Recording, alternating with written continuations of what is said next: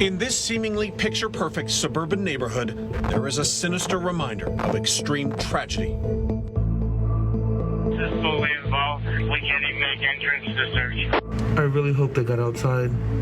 I really hope they got outside. I mean, we just saw all the flames coming out. We were in complete shock. 3 people escaped. But after the extinguishing efforts, our crews found 5 fatalities in the lower portion of the building. 5 members of an immigrant family from Senegal, including 2 children, killed in a fire investigators say was arson. It was then converted into a homicide investigation.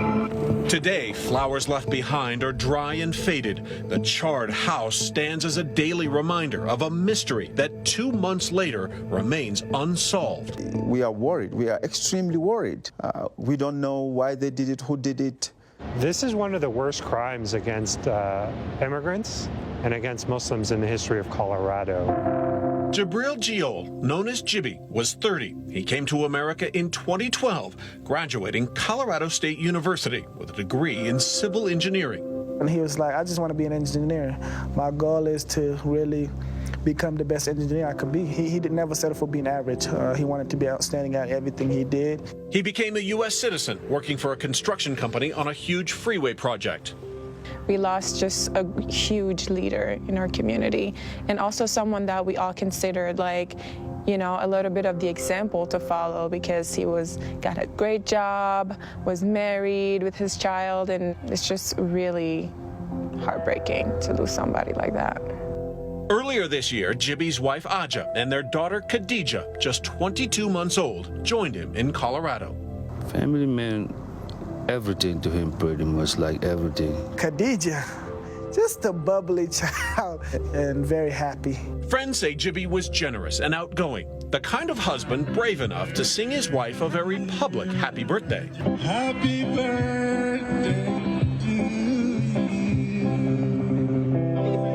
Aja was such a beautiful soul. Oh my gosh. She wanted to go back to school and become a nurse, and that was her goal, and I know Jibby was supporting her 100%.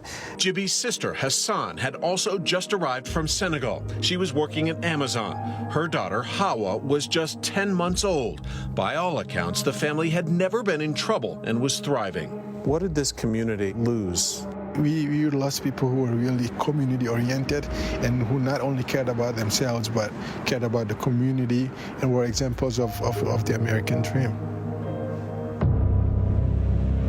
These are the 3 people investigators say set the fire, captured by a neighbor's security camera, faces hidden behind eerie masks, driving this dark sedan. They were wearing masks and hoodies, and it just looks haunting.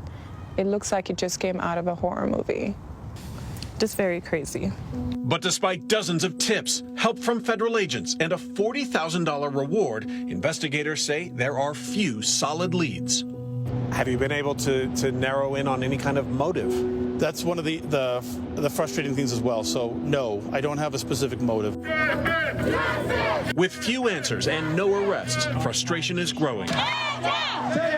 Along with fears the family may have been targeted because they were black, Muslim, immigrants, or all 3. And while it may be just some sort of cosmic coincidence that these individuals just targeted these folks as a random act of violence, common sense would tell you that there's a lot more here. There's concern that this is either racially based or based on the religion of the family who are Muslim.